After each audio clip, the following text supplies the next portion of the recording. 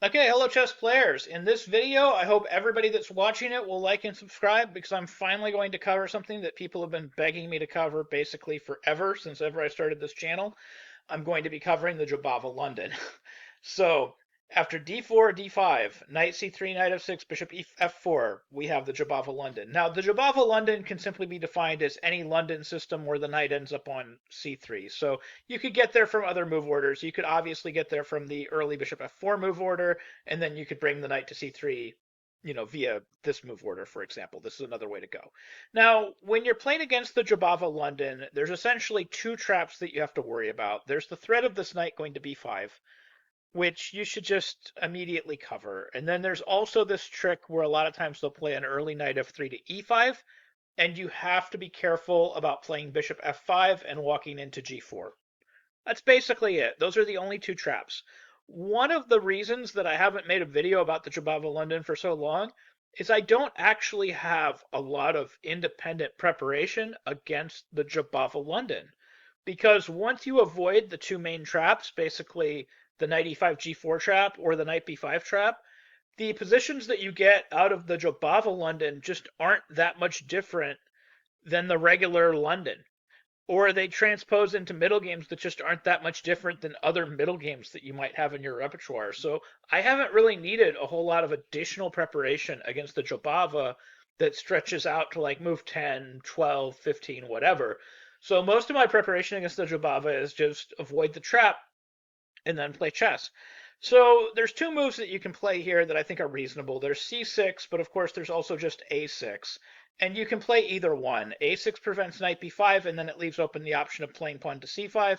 You, of course, still have to worry about this knight f3 to e5 idea, and you have to worry about that in both lines. So, for example, if you play c6 and they play e3, and then you play something like bishop f5, knight f3, and then you play e6 and they play knight e5, you have to be concerned about g4, bishop g6, h4, where they have a huge advantage. This is actually the reverse of the trap that I try to pull off when I'm playing against the London. Notice that black's actually in the London setup here. So in my videos about how to beat the London, basically that's what white's doing in the Jobava London, and he's playing the reverse. He's basically doing my idea of how to beat the London against the other side of it, essentially.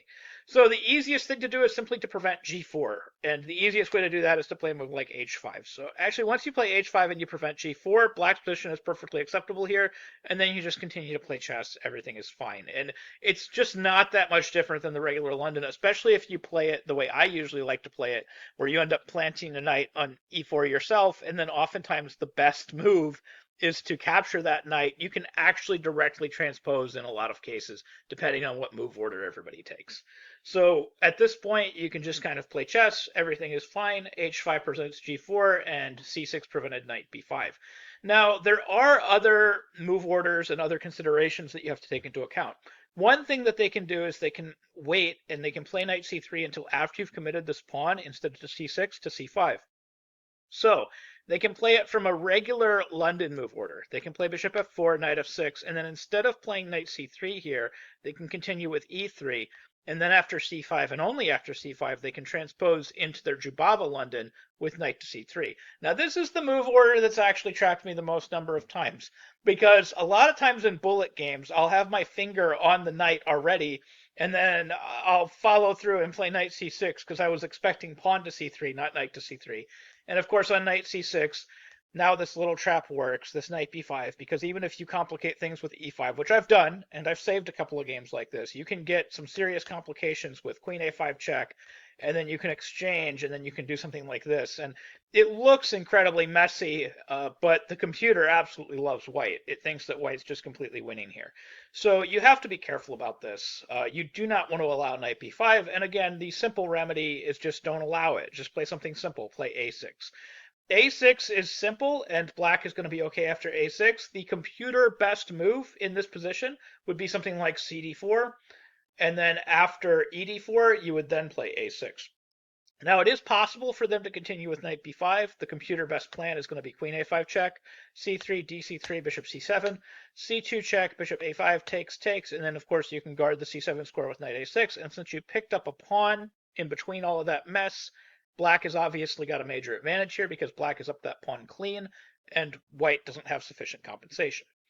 So that's how you play against this line. You play cd4, ed4, and then you play a6. And again, it's just a regular kind of Carlsbad structure now, where they've placed the knight on c3 instead of placing it on, say, d2 and played pawn to c3.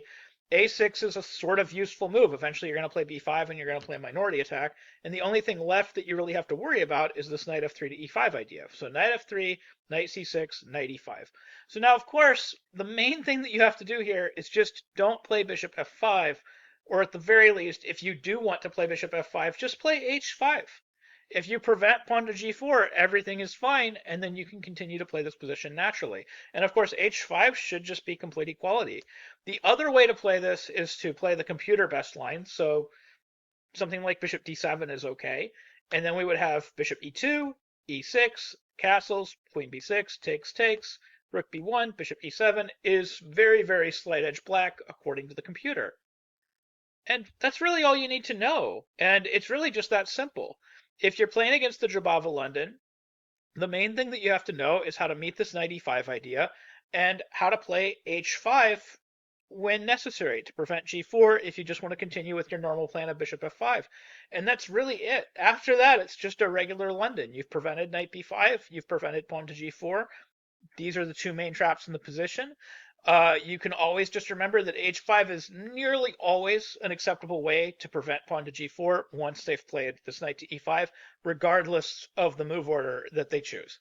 It's nearly always acceptable. The computer assessment might differ by as much as a tenth of a pawn, depending on the move order, but you're never going to be significantly worse if you simply prevent the idea of them playing pawn to g4, kicking you back, and then playing h4. And it's an incredibly similar idea to how I recommend to play against the London, which is certainly why I think people try it, because it's a way of kind of refuting the opposite. It's the way of trying to refute black's setup. But of course, you can't refute it. It's solid. Black is doing okay. Just like I can't refute the London. It's relatively solid. White's doing okay.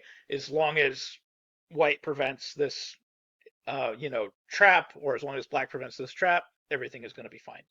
So anyways, I hope you found that video helpful and useful. I hope you can use some of these ideas in your own games. I hope now you know how to play against the Jobava London without falling for the two main traps, basically this g4 trap and this knight b5 trap, and then can turn it into something where you can just kind of play a game of chess and then go from there. Anyways, thank you very much for watching.